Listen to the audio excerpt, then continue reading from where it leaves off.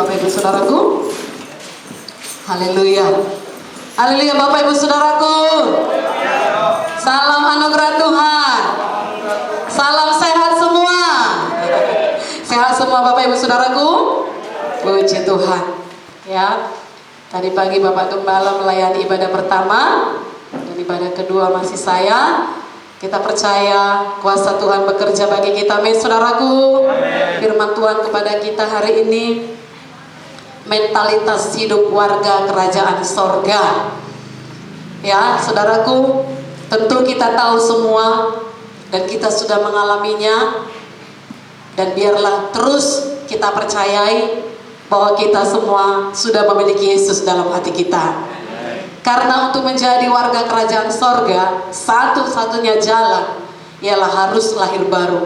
Kita baca dulu Yohanes 3, bagaimana Tuhan Yesus menerangkan sangat jelas kepada Nikodemus, pemimpin agama pada waktu itu. Haleluya.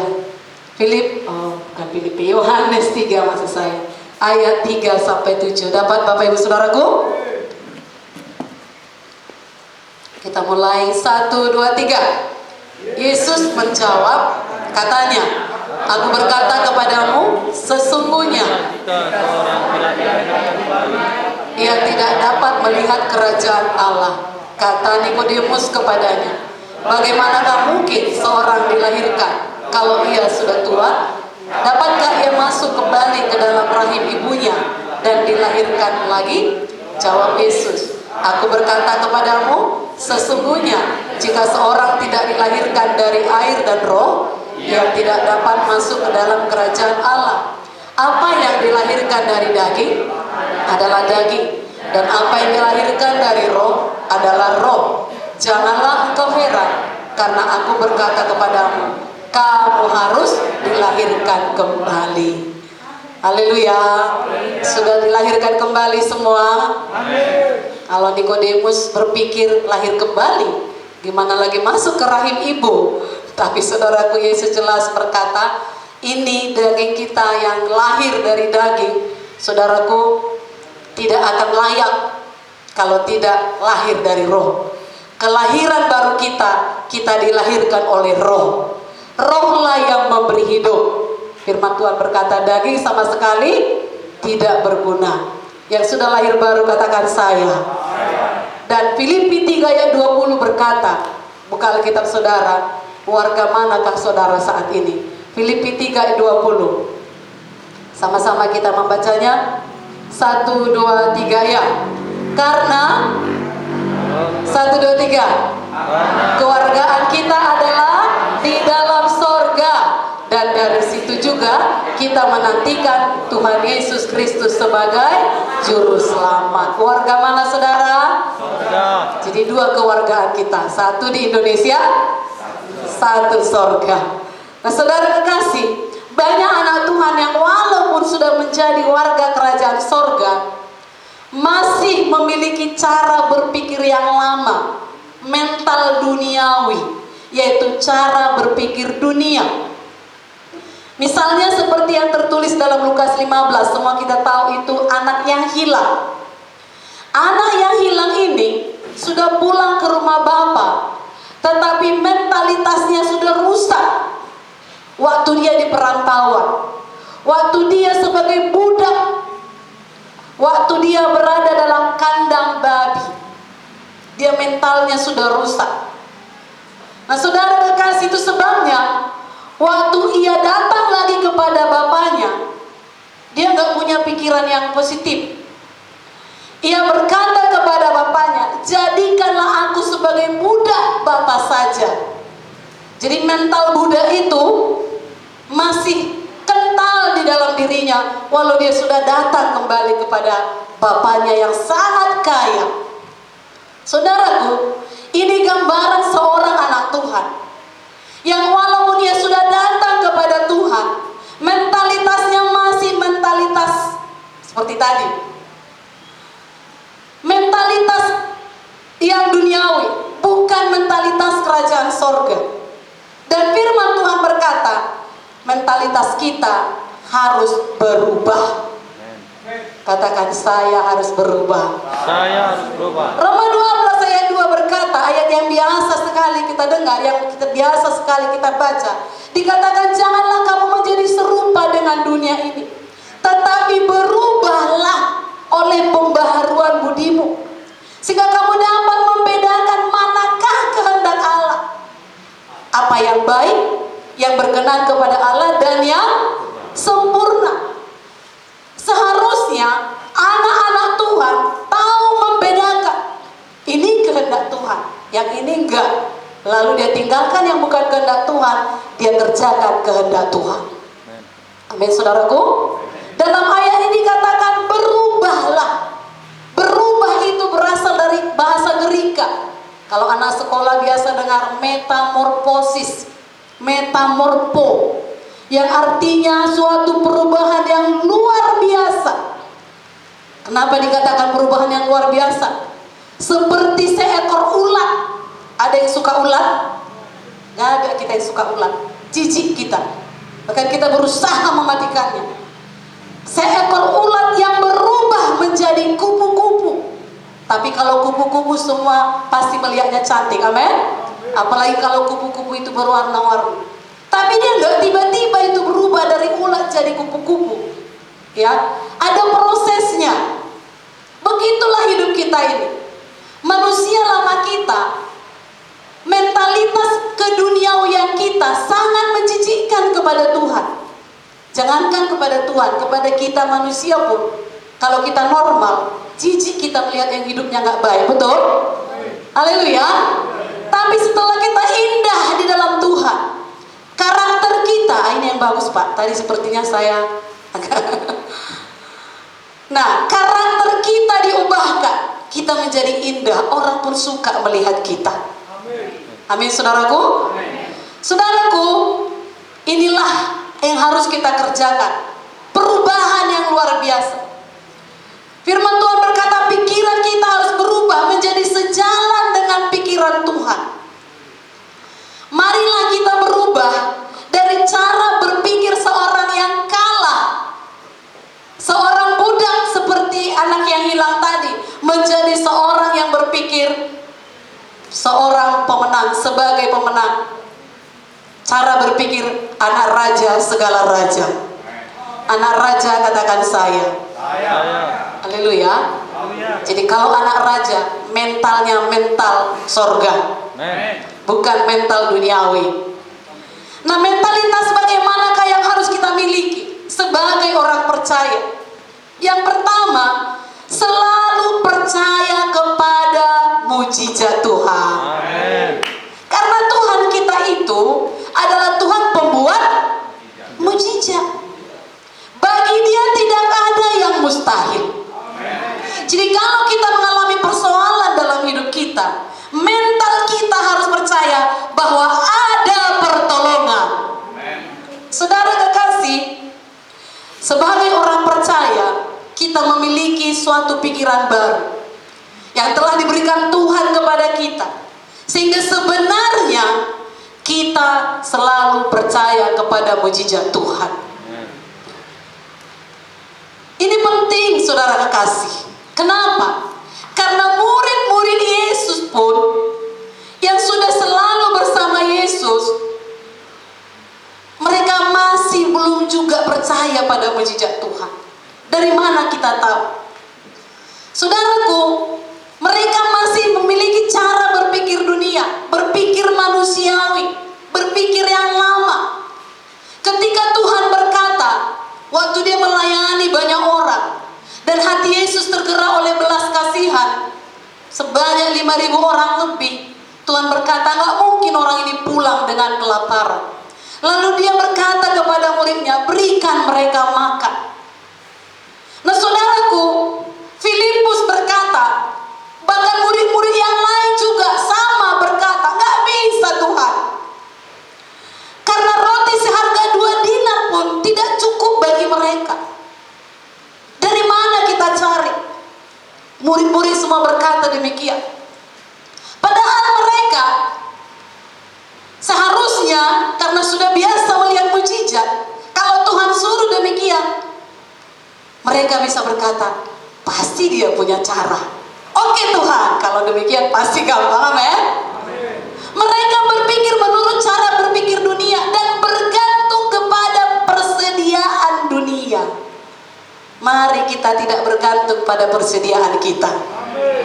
Bergantunglah kepada Tuhan yang menyediakan lebih dari yang kita perlu. Pujian tadi. Haleluya saudaraku. Berbeda sekali dengan Tuhan Yesus. Karena Tuhan Yesus, saudara kekasih, memang dia dari sorga. Itulah yang mau dialirkannya kepada murid-muridnya, tapi murid-murid gak tanggap. Tuhan Yesus memiliki mentalitas kerajaan sorga. Ia memandang kepada persediaan Bapanya. Dan apa yang dibuatnya? Dia bersyukur, dia bagi-bagikan roti tersebut pada 5.000 orang, dan sisanya 12 bangku.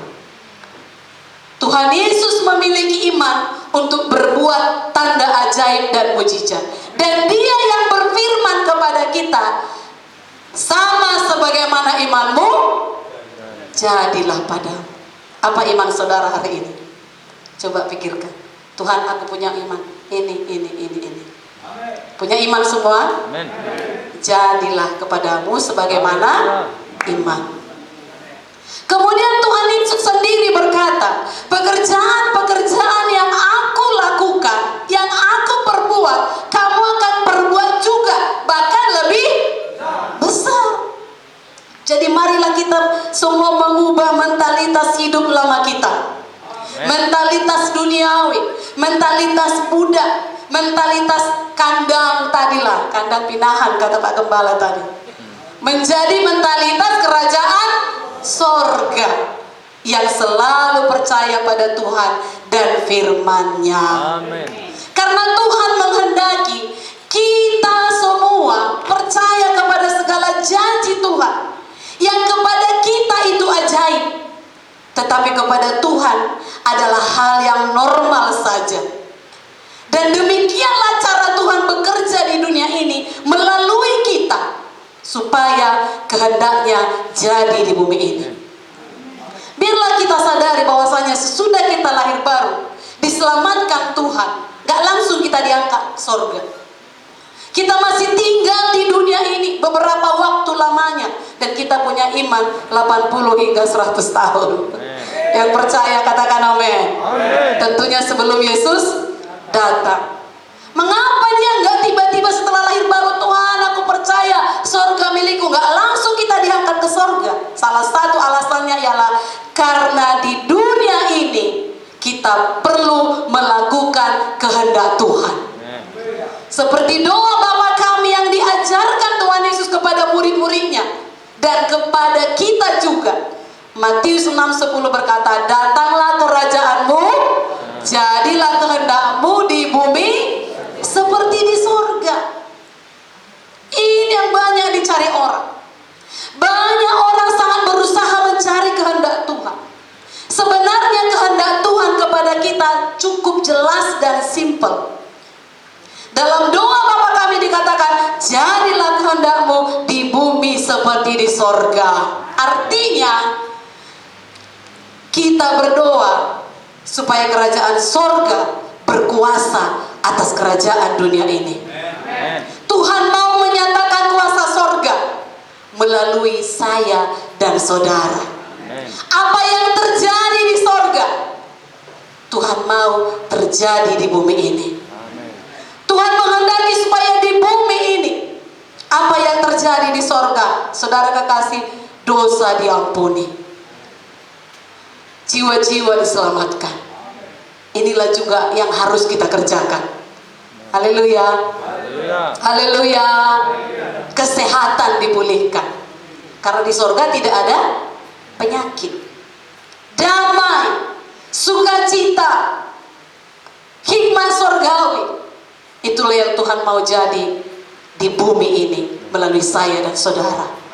Demikian saudara kekasih, semua janji-janji Tuhan yang baik dan luar biasa lainnya.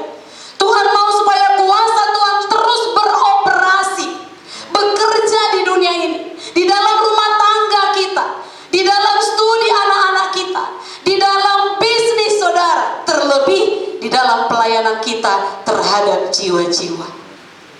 Haleluya. Kita tahu seperti tadi saya katakan, tidak ada penyakit di sorga, maka kehendak Tuhan ialah sembuhlah dari penyakitmu.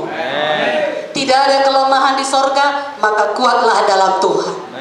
Tidak ada yang terikat dosa di sorga, maka bebaslah dalam nama Yesus.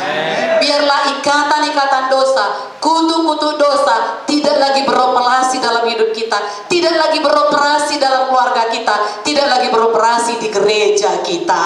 Amen. Sebab 1 Yohanes 3:8b berkata, untuk inilah anak Allah menyatakan dirinya, yaitu supaya ia membinasakan perbuatan-perbuatan iblis itu. Itulah kerja kita, binasakan perbuatan iblis. Ini merupakan kehendak Tuhan di bumi ini. Dan untuk melaksanakan kehendak Tuhan tersebut, saya katakan sekali lagi, Tuhan memakai kita. Katakan, Tuhan pakai saya. Amin, saudaraku. Setiap hari kita dapat mengalami mujizat Tuhan. Dan inilah mentalitas hidup setiap anak Tuhan.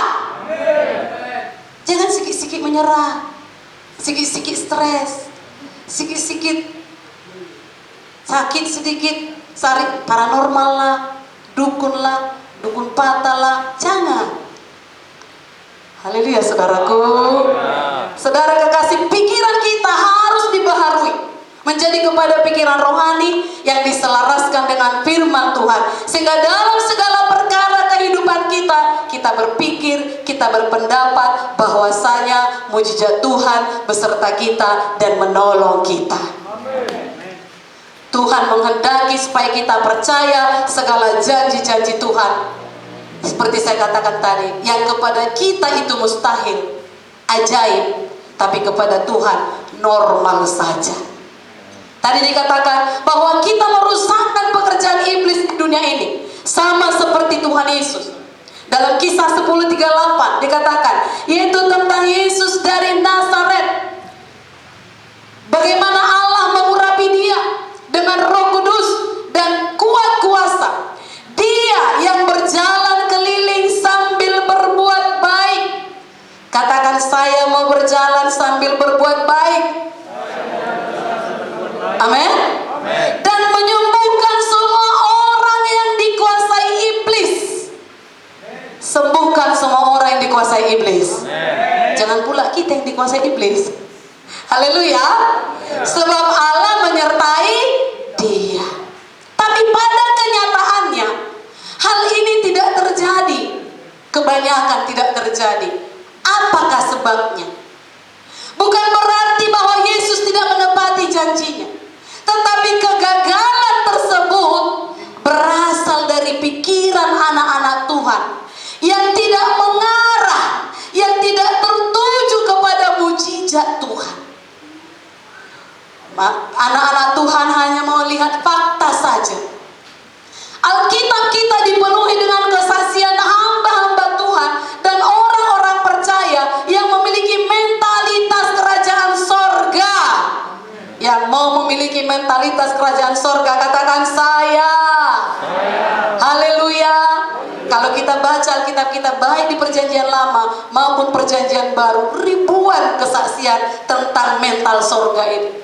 Hanya 4 hari kita dengar. Yang pertama, Yosua merobohkan tembok Yeriko. Nanti baca Yosua 6, lengkap di situ dituliskan. Benteng Yeriko terkenal begitu tangguh. Sebelumnya pengintai-pengintai berkata, tingginya sampai ke langit. Itulah lebay kali kata orang dunia ini. Manalah mungkin sampai ke langit. Tapi begitulah kata pengintai itu. Kelihatannya Yeriko tidak bisa dikalahkan. Dan dikatakan tembok itu dilindungi oleh dewa-dewa orang Kanaan. Untuk memiliki tanah Kanaan, maka benteng Yeriko harus diruntuhkan lebih dahulu untuk menunjukkan keunggulan Allah Israel atas dewa-dewa Kanaan. Secara pikiran manusia, memang kekuatan Israel tidak mungkin meruntuhkannya. Tetapi Yosua yang memiliki mental sorga, Kaleb dan panglima-panglima Israel percaya bahwa apa mustahil kepada manusia tidak mustahil kepada Tuhan. Mereka bertindak seturut dengan firman Tuhan. Disuruh Tuhan hal-hal gak masuk pikiran. Kelilingi katanya tiap hari sekali selama 6 hari. Kemudian hari ke-7 7 kali. Kalau secara pikiran manusia gimana caranya runtuh dengan hanya berkeliling saja. Tapi mereka bertindak sesuai dengan firman, dan mereka berhasil mengalahkan Yeriko dan seluruh tanah Kanaan. Pelajaran kepada kita, apa hari ini yang mustahil bagi saudara? Mari bertindak sesuai firman Tuhan. Miliki mujizatmu. Haleluya. Yang kedua, Daud. Semua kita tahu Daud mengalahkan Goliat. Dalam 1 Samuel 17 dituliskan, saudara kekasih, secara logika, secara fisik, Goliat jauh lebih besar daripada Daud. Goliat itu raksasa, tapi Goliat masih Daud maksud saya, masih remaja, kemerah-merahan wajahnya. Tidak mungkin Daud mengalahkan Goliat, tapi Daud percaya. Ini dia. Daud percaya kepada Tuhan, bahwasanya Tuhan akan menyerahkan Goliat ke dalam tangannya. Daud maju bukan dengan kekuatan keahliannya, tapi dia maju dalam nama Tuhan. Berjalanlah dalam nama Tuhan. Majulah dalam nama Tuhan. Dan kita lihat Goliat kalah, Daud menang. Kalahkan semua musuh saudara.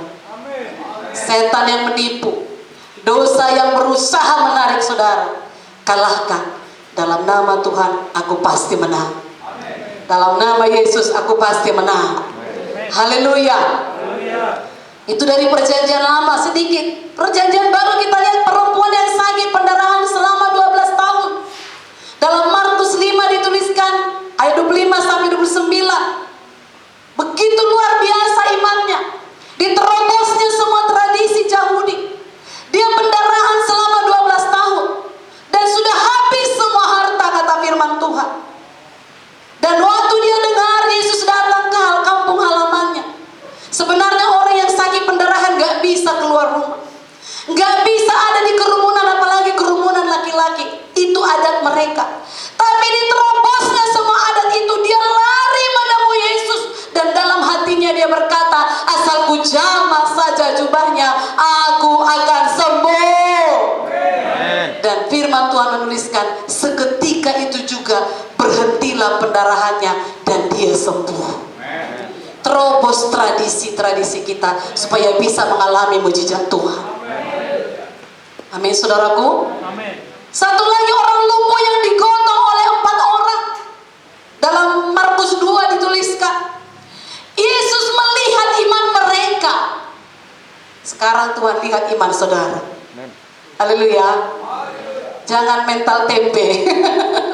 Kata Pak Kepala tadi, walau makanan kita tahu dan tempe, bukan berarti mental kita mental tahu dan tempe, tapi mental kerajaan sorga.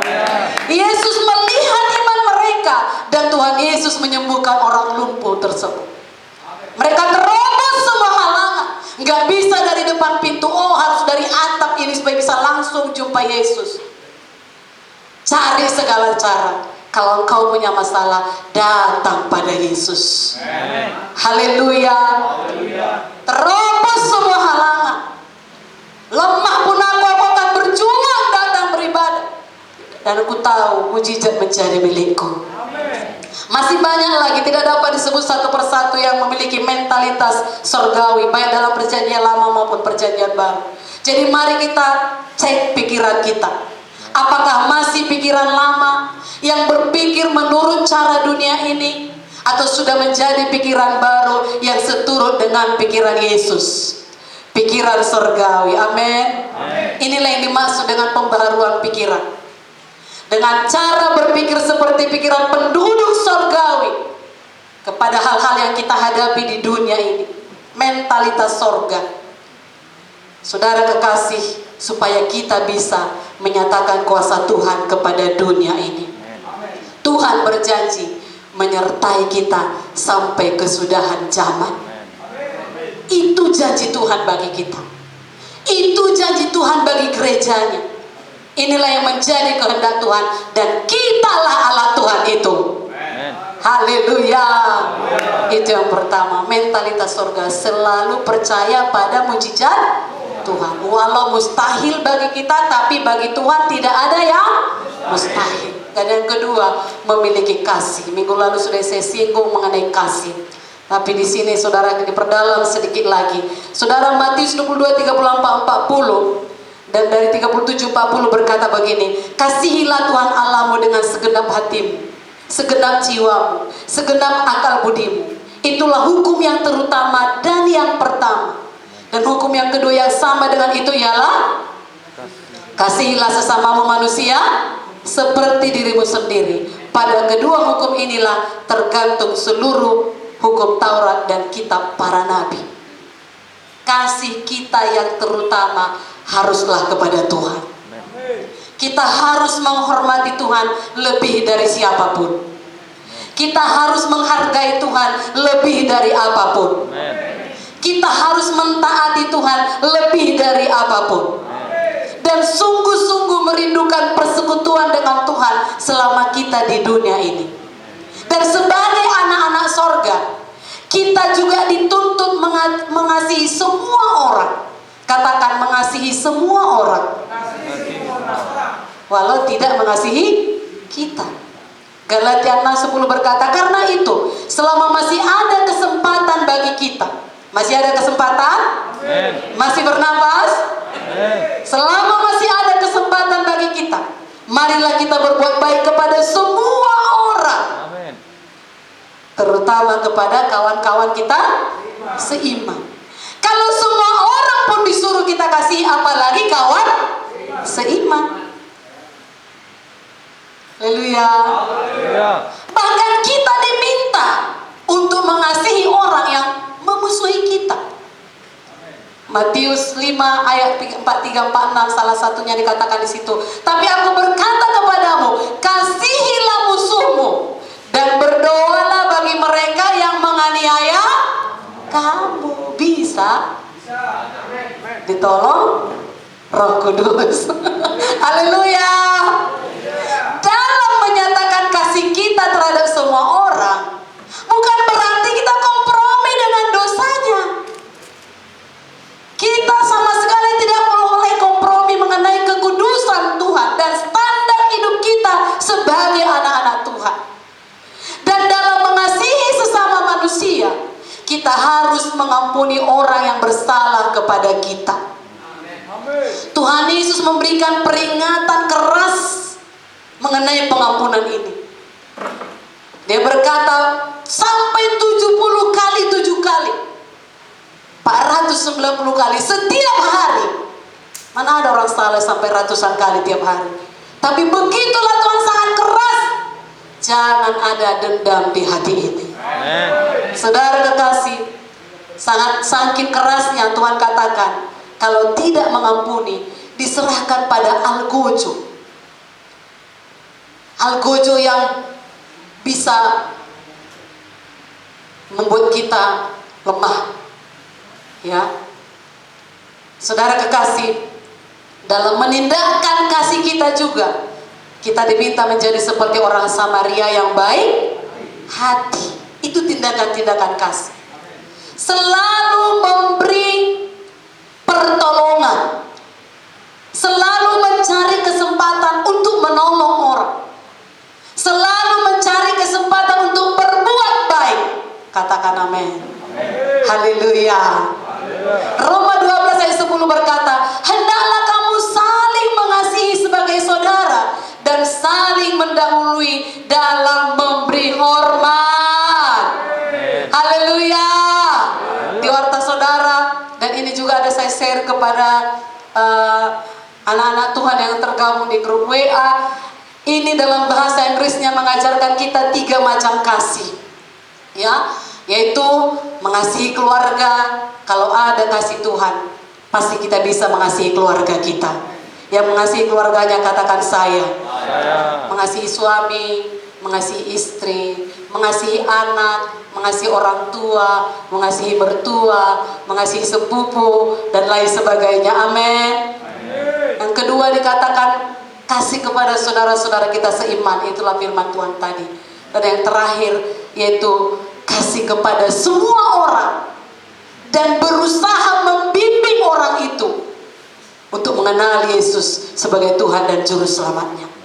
Kalau kasih Yesus ada pada kita, hal ini bisa kita kerjakan. Amen. Berdoa tiap hari supaya ketiga kasih ini bertumbuh dalam kita. Amin, saudaraku. Amen. Kalau kurang kasih kita pada suami, para ibu-ibu berdoa, tolong aku mengasihi suamiku Tuhan. Walau jengkel aku, tapi bisa mengasihi dia. Sebaliknya suami pun begitu. Tolong aku mengasihi istriku ini Tuhan. Walau merepet aja kerjanya, tapi aku bisa mengasihi dia. Haleluya. Haleluya. Nah, saudara kekasih, itu yang kedua. Miliki kasih Tuhan, itu mental sorgawi. Gak layak pun untuk dikasihi, tapi harus dikasihi. Kita gak layak dikasihi karena kita sudah berdosa. Tapi memang sorga itu penuh kasih. Itulah menjadi mentalitas kita. Haleluya. Katakan kiri kanan saudara, walau tidak menyentuh, aku mengasihimu saudaraku. Aku sayang padamu saudaraku. Apa tandanya? Nah, ini permen untukmu. Supaya segar, kira-kira begitu ya. Nah, saudara kekasih, nanti pulang dari sini terakhir dia makan bakso. Salah satu tanda kasih. Amin. Haleluya. Tapi tetap kerjakan protokol kesehatan, tetap jaga jarak ya.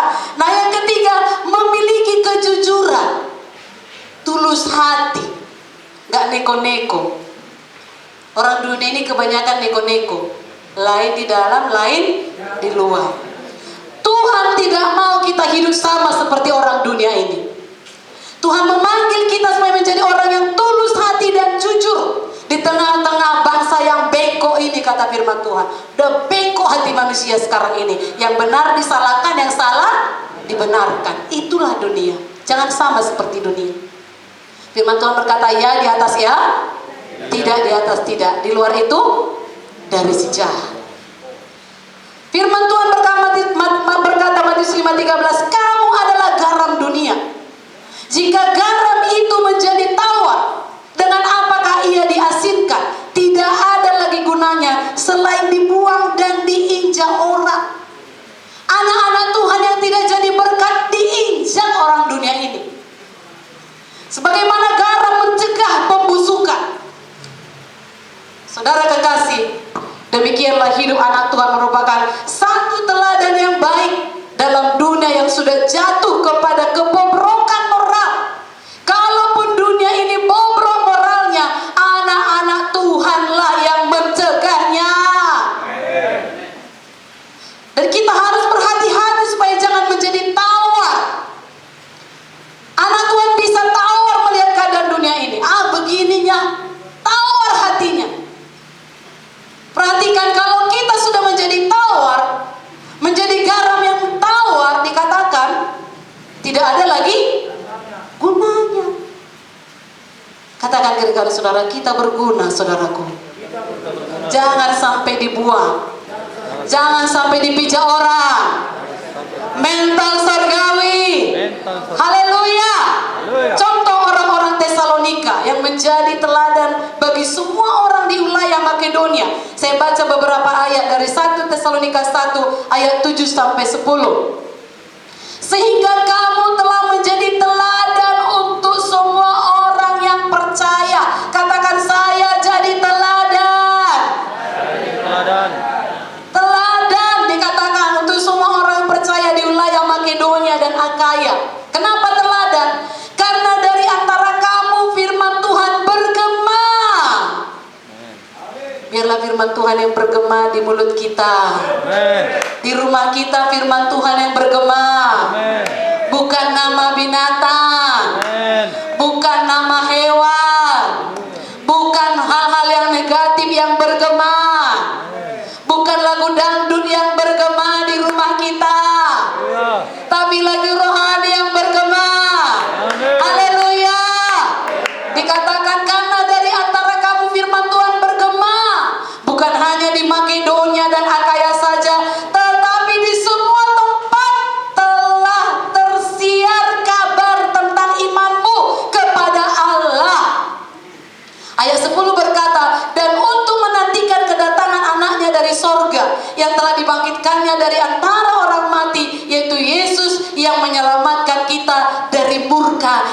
akan datang. Inilah yang perlu kita jaga. Orang Tesalonika betul-betul menjaga mentalitasnya supaya diselamatkan dari murka yang akan datang. Oleh kehidupan anak-anak Tuhan giat rasmi, firman Tuhan bergema di Gang Rasmi. Firman Tuhan bergema di Ujung Serdang. Firman Tuhan bergema di Amplas. Firman Tuhan bergema di Marinda. Firman Tuhan bergema di Mandala. Firman Tuhan bergema di Patumba. Firman Tuhan bergema di Kota Medan. Firman Tuhan bergema di Indonesia. Dan di ayat itu dituliskan mereka berpaling dari penyembahan berhala kepada Tuhan Yesus dan hidup menantikan kedatangan Yesus kedua kali. Inilah yang kita kerjakan. Ada fokus kita, sorga. Yesus datang kedua kali, semua kita dilepaskan dari murka yang akan datang. Menjadi orang tulus hati, siap sedia berjalan 2 mil walau hanya disuruh 1 mil saja. Maksudnya siap sedia kerja keras. Haleluya. Kerja keras melakukan yang benar. Saudara kekasih, dan kalau melakukan sesuatu tidak mau asal siap saja. Itu orang yang jujur, itu orang yang tulus. Saudaraku, Tuhan tidak akan memberkati pekerjaan yang asal siap saja. Tuhan hanya memberkati pekerjaan yang sungguh-sungguh. Kolose 3:23 berkata, apapun yang kita kerjakan, kerjakan segenap hati seperti untuk Tuhan dan bukan untuk manusia. Saudaraku, jadi apapun pekerjaan kita di dunia ini, tetaplah menjadi terang. Laksanakan sebagai satu pelayanan kepada Tuhan. Dialah majikan kita sebenarnya. Kalaupun kita punya majikan di dunia ini, kita bukan bekerja untuk dia. Majikan kita adalah Tuhan Yesus. Bekerja seolah-olah untuk dia. Haleluya saudaraku. Dan Tuhan Yesus selama di dunia ini, dia selalu bekerja sungguh-sungguh. Dia berkata dalam Yohanes 4:34, makananku ialah melakukan kehendak Dia yang mengutus aku dan menyelesaikan pekerjaannya. Lakukan kehendak Tuhan di dunia ini, amin. Di tempat kerja saudara, di usaha saudara, lakukan kehendak Tuhan. Saudara kekasih, untuk mengerjakan pekerjaan Tuhan tidak boleh setengah hati. Walau kita di tengah-tengah dunia, tidak kompromi dengan orang dunia. Orang yang setengah hati, orang yang kompromi, tidak diberkati Tuhan, bahkan mendapat hukuman, kata Tuhan. 2 Raja-Raja 10:31 dikatakan, tetapi Yehu tidak tetap hidup menurut hukum Tuhan Allah Israel dengan segenap hatinya. Ia tidak menjauh dari dosa-dosa Yerobeam yang mengakibatkan orang Israel berdosa pula. Lingkungan kita berdosa bukan berarti kita ikut berdosa. Kita harus tulus hati mengikut Tuhan. 2 Petrus 1:10 berkata bahwa kita harus meneguhkan panggilan dan pilihan kita. Karena itu saudara-saudaraku, berusahalah sungguh-sungguh. Katakan berusahalah sungguh-sungguh. Jadi bukan apa adanya mengikut Tuhan ini. Apa adanya itu ya hari Minggu ke gereja, tapi nggak berusaha melakukan yang benar. Berusahalah sungguh-sungguh supaya panggilan dan pilihanmu makin teguh. Sebab jikalau kamu melakukannya, kamu tidak akan pernah tersandung. Percayalah, orang yang jujur, orang yang tulus hati di dalam Tuhan, gak akan tersandung. Tuhan mau kita hidup dengan tulus hati dan jujur, dan selalu berbuat yang terbaik. Tentunya kita mau berhasil dan mencapai hidup yang kekal. Haleluya. Dan untuk itu harus siap sedia membayar harganya. Firman Tuhan berkata Lukas 13:24, berjuanglah untuk masuk melalui pintu yang sesak itu. Sebab aku berkata kepadamu, banyak orang akan berusaha untuk masuk, tetapi tidak akan dapat. Lihat usaha-usaha agama di dunia ini untuk boleh mengenal Tuhannya. Berbagai cara dibuat, tapi Tuhan berkata banyak orang berusaha untuk masuk, tapi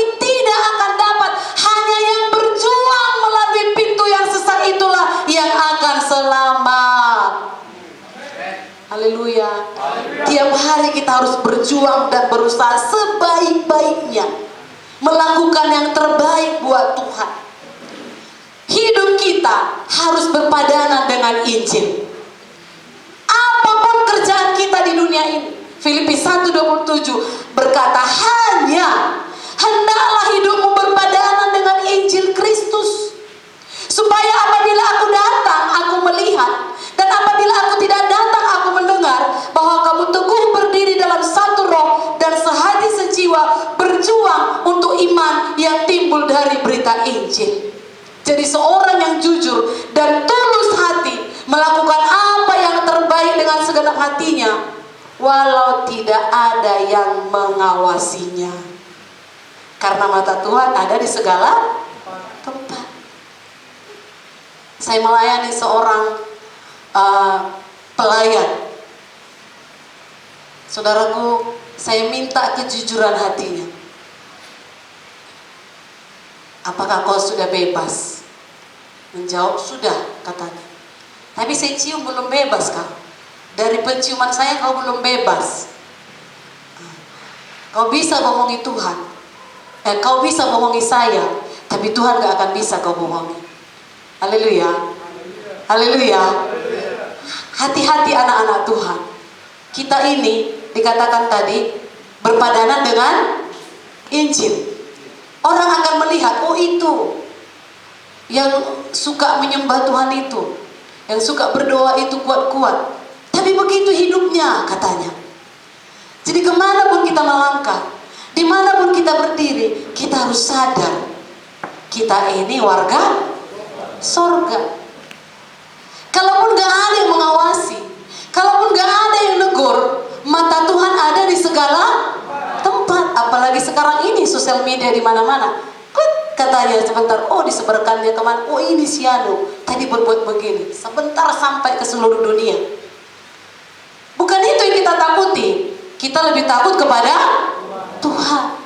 Saudaraku, banyak anak Tuhan, supaya dia dapat diterima oleh teman-teman dan masyarakat sekitarnya, jadi kompromi dalam bidang moral dan kesuciannya. Dia takut kehilangan teman-teman. Oke lah kau duduk di kedai tua, bukan berarti kau ikut marmitu dengan dia. Tapi kalau kau sudah kuat imanmu, duduk di kedai tua, jadi penginjil. Haleluya. Bukan jadi kau yang ikut pula lah ke sana sambil terhuyung-huyung karenanya. Nanti aku kehilangan tetangga, nanti aku kehilangan teman, nanti aku jangan takut.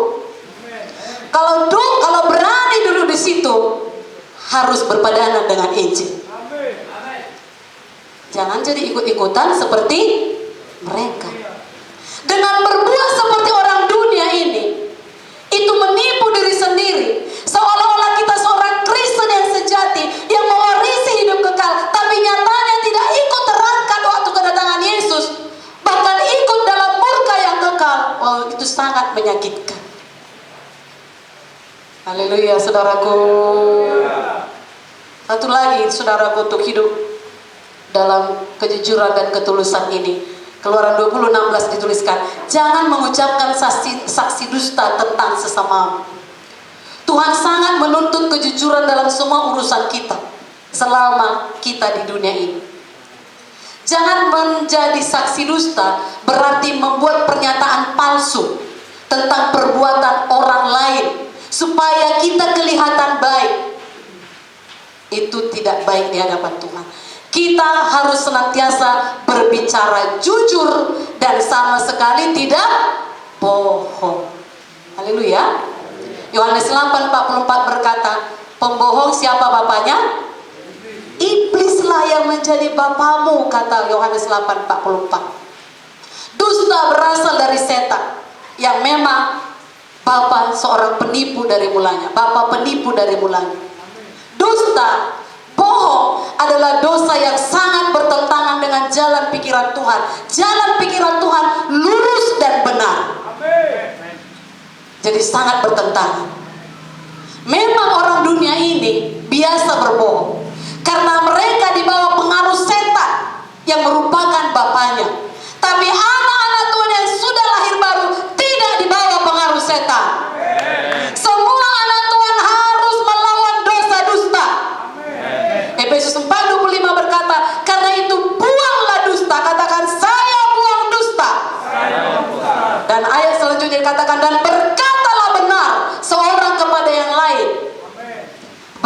benar selalu.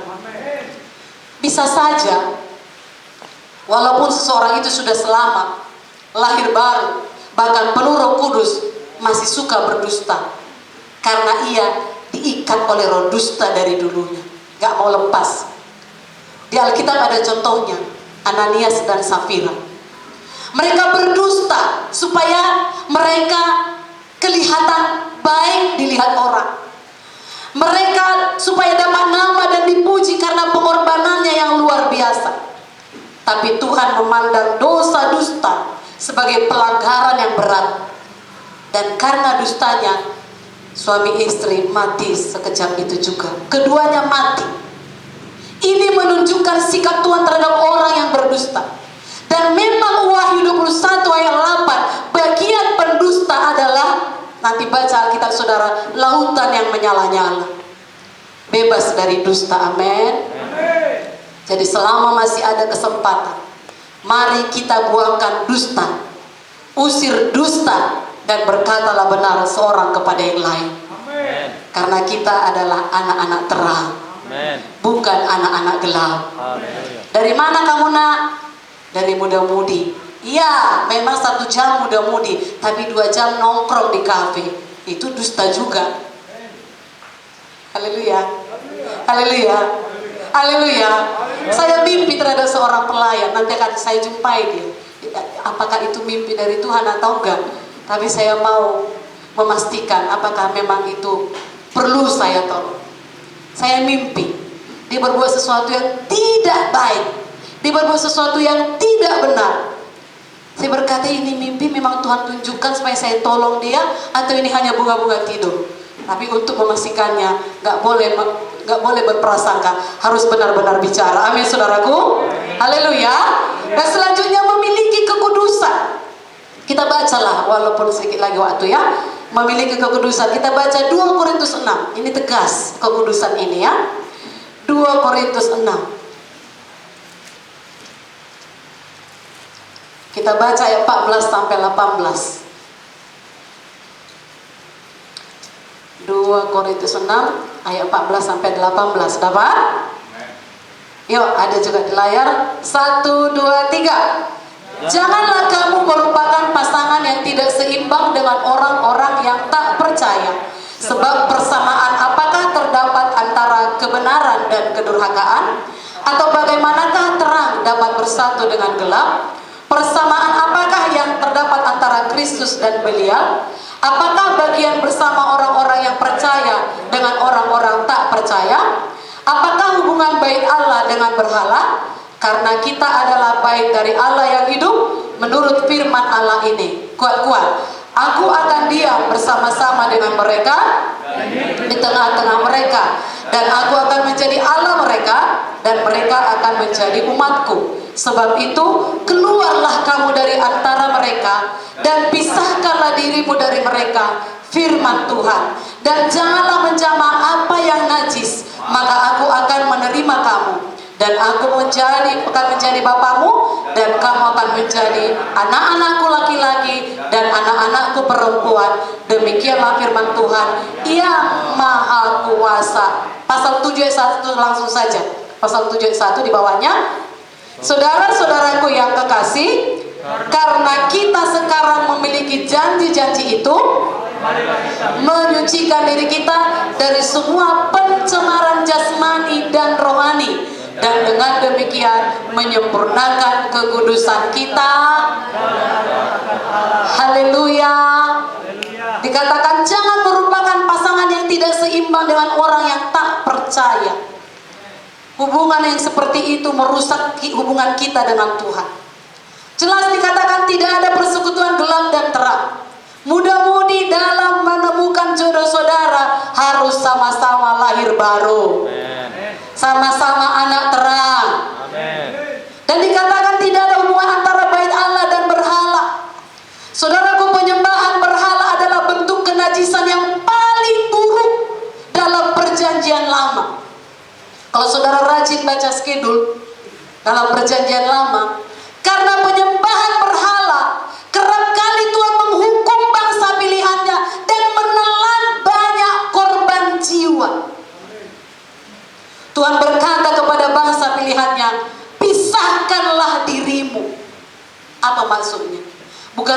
tidak ada lagi hubungan dengan orang dunia ini. Bukan berarti tidak ada lagi hubungan dengan keluarga. Salah. Ada orang meng-SMS saya, messenger saya. Orang bilang kalau orang karismatik itu menjadi jauh dari keluarga. Orangnya yang salah, firman Tuhannya bukan salah. Bukan berarti tidak ada lagi hubungan dengan orang dunia ini, tetapi artinya kita memisahkan diri dari sistem dunia yang jahat. Haleluya. Sistemnya itu yang kita tidak ikut, dan tindakan kompromi dengan hal yang tidak kudus bagi Tuhan itu sangat-sangat mencengkelkan Dia. Pasal 7 ayat 1 tadi berkata, mari kita menyucikan diri. Dengan apa kita menyempurnakan kekudusan kita? Dikatakan dalam takut akan Allah. Kita harus lebih takut kepada Tuhan. Jadi setiap anak Tuhan yang telah menjadi warga kerajaan sorga, warga sorga katakan, saya harus benci dosa, harus benci ketidakbenaran sistem dunia ini. Kalau kau terbeban akan sistem dunia yang jahat ini, doa bertalu-talu. Haleluya, haleluya. Kalau kita mentaati firman Tuhan tadi, jangan ikut sistem dunianya, maka Tuhan sendiri akan membalas kita dengan berkat, dengan perlindungannya dan pemeliharaannya sebagai Bapa kepada kita. Tuhan gak pernah kalah dalam hal itu. Amin saudaraku. Tapi jika kita menolaknya dan berkata, kita kan masih di dunia, apa salahnya, semua orang pun melakukannya, maka itu mengakibatkan hilangnya persekutuan kita dengan Tuhan. Dan lebih jauh lagi, bukan hanya persekutuan yang hilang, hak sebagai anak pun bisa lucut. Jadi seorang warga kerajaan sorga harus terus menerus hidup dalam kekudusan. Haleluya. 1 Petrus 1 sampai 15-16 berkata, hendaklah kamu menjadi kudus di dalam seluruh hidupmu. Katakan amin. Ayat 16 yang berkata, kuduslah kamu karena aku kudus. Haleluya. Saudaraku, memiliki kekudusan berarti tidak mengasihi dunia. Karena mengasihi dunia, firman Tuhan minggu lalu, bermusuhan dengan Allah. Biarlah Tuhan Yesus yang termahal, termanis, terutama dalam hidup kita. Poin terakhir, warga sorga mampu mematikan kehendak daging. Katakan, saya mampu mematikan kehendak daging. Roma 8:13 berkata, jikalau kamu hidup menurut kehendak daging, kamu akan mati. Tetapi jika oleh roh, oleh apa saudaraku? Oleh roh kamu mematikan perbuatan-perbuatan tubuhmu, kamu akan hidup. Jadi bisa kita hidup kudus. Katakan, saya bisa hidup kudus di tengah dunia yang bengkok ini. Amin saudaraku. Jelas firman Tuhan berkata, hidup menurut daging adalah maut alias mati. Tentunya kita memilih hidup. Katakan, saya pilih hidup. Berarti kita harus memilih mematikan kehendak daging dengan cara benci terhadap dosa dan kehendak daging. Saking kita disuruh benci terhadap dosa, ini kata Matius 18 ayat 9. Jikalau matamu membuat kamu berdosa, wow, gak enak kali bagi daging ini, cungkillah itu katanya. Kalau tanganmu membawa kamu berdosa, keratlah dia.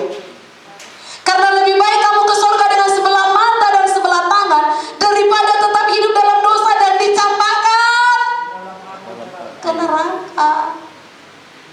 Haleluya. Haleluya. Saudara kekasih, Tuhan Yesus menerangkan kebencian kita terhadap dosa, kehendak daging sedemikian besar, sehingga perjuangan melawan dosa tersebut diumpamakan kehilangan mata atau tangan kita. Membenci berarti kita benar-benar membuangnya, menghindarinya, tidak mempercayai bujuk rayunya. Enggak apa-apanya itu, katanya, bujuk rayunya. menolaknya dengan tegas, aku nggak di situ lagi. Menjauhinya dan meninggalkan. Jangan anggap enteng dosa. Amin. Haleluya. Jangan anggap enteng kehendak daging, karena dosa sangat menghalangi persekutuan kita dengan Tuhan. Yesaya 59 ayat 1 dan 2 berkata, seperti dinding yang memisahkan kita. Berdoa pun kita nggak tembus dinding ini. Itulah dosa. Saudara kekasih, sebagai anak Tuhan, pilih selalu, sekali lagi, pilih hidup dalam roh. Jangan menyerah kepada keinginan daging. Amin. Contohnya, atasi kehendak daging berupa malas berdoa. Jangan anggap enteng malas berdoa itu. Paksa dirimu berdoa. Haleluya. Karena kata firman Tuhan, berdoa cara Tuhan memberkati kita. Itu pelajaran dasar. Paksa walaupun mulutmu terasa basi.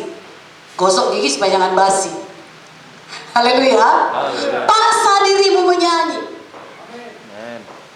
Amin. Paksa dirimu menyembah Tuhan. Jadi lawan malas itu. Malas bekerja. Paksa dirimu bekerja. Jangan sama seperti dunia, atau lebih kerja keras pula orang dunia dari kita. Enggak jadi berkat, saudara. Ada beberapa laporan kepada kami. Ada orang yang sangat malas bekerja. Itu enggak baik. Paksa dirimu bekerja, rajin bekerja. Haleluya. Orang yang malas bekerja tidak akan sejahtera dalam hidupnya. Karena Tuhan menciptakan manusia untuk bekerja. Dia menempatkan Adam dan Hawa di Taman Eden untuk mengusahakan taman itu, bukan hanya makan aja. Diusahakan katanya. Lihat saja anggota tubuh kita. Begitu banyak persendian. Begitu banyak persendian dalam tubuh kita ini untuk apa? Untuk bisa bergerak. Untuk dapat bekerja. Haleluya. Orang yang malas tidak pernah berhasil dalam hidupnya. Berkali-kali Tuhan menegur kemalasan. Gak semua akan saya sampaikan. Tapi saudara sudah tahu, atasi kemalasan. Haleluya. Tetapkan hati bekerja dengan rajin. Sungguh-sungguh dan bertanggung jawab. Amin saudaraku. Dan kalau ada, karena kalau saudara dikatakan kita tadi mengasihi sesama, terutama teman seiman. Kalau ada saudara lihat teman seiman bermalas-malasan, ditegur. Apa saudara? Ditegur. Jangan sampai tidak jadi berkat bagi dunia ini. Saudara kekasih, selanjutnya sadari bahwa dosa dan kehendak daging kanker yang mematikan. Orang takut kena kanker. Kanker sangat berbahaya, sangat mematikan. Kenapa? Karena menyebar dengan cepat. Sama seperti dosa yang dibiarkan akan menyebar dengan sangat cepat. Satu dosa akan membuka peluang terhadap dosa lain. Dosa dan kehendak daging adalah kanker rohani. Kalau seorang mengetahui dirinya mengidap kanker, ia akan berusaha sungguh-sungguh untuk mengobati dirinya, betul? Dia sangat serius untuk mengatasi penyakit kanker tersebut. Dia akan lakukan segala cara untuk sembuh atau sekedar menambah umur sedikit lagi. Itu biasanya orang kanker. Kanker, saudaraku, hanya dapat membunuh tubuh. Tetapi dosa bukan hanya membunuh tubuh, tapi juga membunuh roh. Matius 10:28. Itu sebabnya bertindaklah tegas. Apa saudara? Bertindak tegas, buang segala kanker rohani itu dari diri kita. Jangan biarkan kehendak daging terus bekerja dalam hidup kita. Lakukan segala cara seperti orang yang sakit kanker itu mengatasi kankernya. Lakukan segala cara mengatasi kanker rohani. Haleluya. Berhenti memurahkan kasih karunia Tuhan. Diampuni Tuhan kok. Roma 6 ayat 1 dan 2 berkata, ayat sebelumnya, pasal sebelumnya berkata, memang di mana semakin banyak dosa, di situ semakin banyak kasih karunia. Tapi pasal 6-nya berkata, apakah dengan demikian kita bisa terus dalam dosa? Ayat itu berkata, sama sekali tidak. Jangan memurahkan kasih karunia Tuhan. Tetap hormat kepada Tuhan. Kita masih hidup hari ini semua karena anugerahnya. Jangan mempermainkannya. Amin. Dan sadari bahwa setiap anak Tuhan harus menjadi terang. Katakan, saya harus menjadi terang. Terang berarti berbeda. Terang itu mencolok, outstanding kata orang luar. Bisa merubah seluruh keadaan. Orang-orang fokus kepada terang. Saudara kekasih, banyak anak Tuhan tidak menyadari sungguh-sungguh hal ini, sehingga tidak mematikan kehendak daging dalam hidupnya tiap-tiap hari. Sadari, kita terang. Katakan, saya terang Tuhan. Amin, saudaraku. Hidup kita sebagai anak Tuhan harus jadi terang dimanapun kita berada. Siapa kita di gereja adalah siapa kita di mana saja. Amin. Amin. Kalau engkau punya teman suka kafe, kalau engkau punya teman suka kedetua, apakah salah kau ke sana? Bolehlah kau ke sana, tapi jadi terang. Amin. Haleluya. Katakan kepadanya, mari kita semuanya ikut Tuhan sungguh-sungguh. Kalau diajaknya nyanyi duniawi, nyanyikan nyanyian rohani. Haleluya. Kalau diajaknya nyanyi joget-joget, nyanyikan joget rohani. Ada banyak joget rohani. Haleluya. Kalau diajaknya lisoi, katakan, nyanyikan lagu Batak yang firman Tuhan. Amin. Haleluya. Kita menjadi terang. Anggap itu kanker keduniawian itu. Saudara kekasih, biarkan dunia melihat Yesus dalam kita. Dan yang terakhir, Roh Kudus menyanggupkan kita. Kenapa disanggupkan? Karena Dia penolong. Dengan Roh Kudus kita pasti memenangkan perjuangan kita dalam mematikan kehendak daging. Namun ingat, kita tetap harus memilih. Katakan, saya yang harus memilih. Haleluya. Hidup ini pilihan, teman-teman. Haleluya. Roh Kudus ada dalam hati kita, siap sedia menolong kita. Karakter Kristus adalah kodrat ilahi, mentalitas anak Tuhan. Jadi bila kita benar-benar menyadari bahwa kita adalah warga sorga, kita akan melatih dan menyangkal diri untuk mengeluarkan buah. Itulah natural kita, selalu ada buah. Dimanapun kita berada, di tempat gelap, engkau jadi terang. Keluarkan buah di situ. Saudara kekasih, kekristenan adalah perjuangan seumur hidup sampai ke sorga. Berjuanglah, amin. Mari kita bangkit berdiri. Bersama Roh Kudus, tidak ada perjuangan yang tidak bisa kita menangkan. Kalaupun orang bilang, gak akan bisanya itu berubah, kata orang, tapi saya tetap percaya, saudara bisa berubah. Kalaupun orang bilang, gak akan bisanya diberkati lagi, memang begini-begini saja, saya percaya semua bisa diberkati. Tadi pujian kita berkata, kelimpahan datang. Haleluya.